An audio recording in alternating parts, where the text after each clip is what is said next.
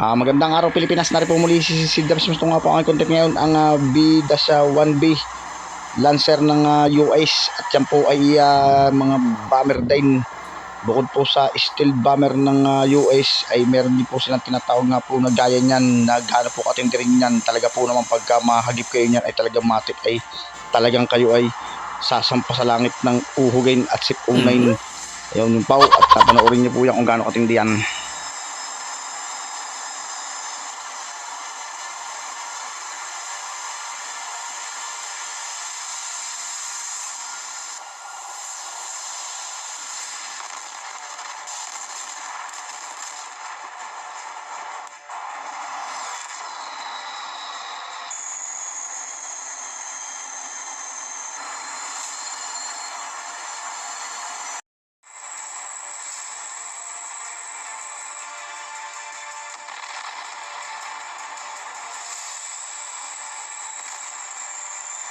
Itong pinasabog na ito ay mukhang ito ay 4th generation pa. Mahihinang classic na aircraft yan. At ang kasama po ng tinatawag na B-1B1 Lancer ng US ay, kung hindi po ako magkakamali, ay yan po ay tinatawag na F-22 Raptor. Yan pong dalawang yan nakagad sa kanilang yan.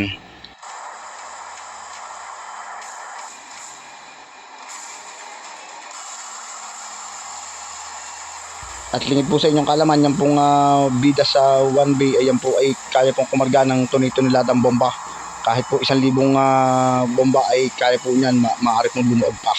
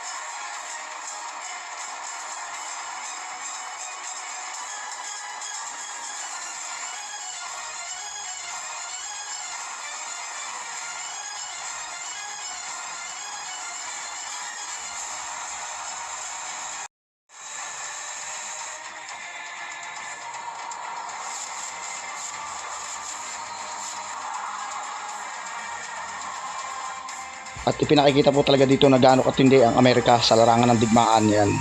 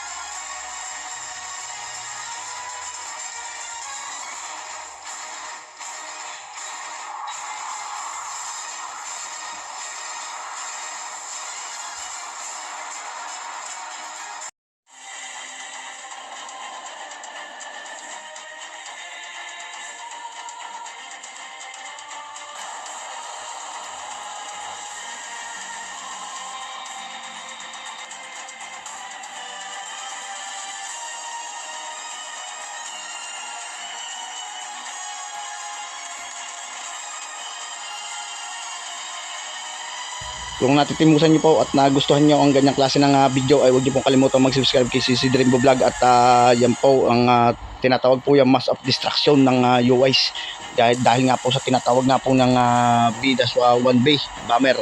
At ganun po katindi ay UIs sa larangan po ng estratehiya ng gera or pamamaraan, or sabihin natin sila naman ang unang-una naka-invento niyan. At yan po ay maaaring nagaya ng ibang bansa, pero sa pamamaraan po ng gera ay talaga po ang US ay veterano at or batika na. At muli po, po nagpapasalamat at pakisuportahan po ng aking channel at huwag niyo pong kalimutan mag-subscribe at huwag po natin kalimutan magdasal sa poong may kapal. Maraming po salamat.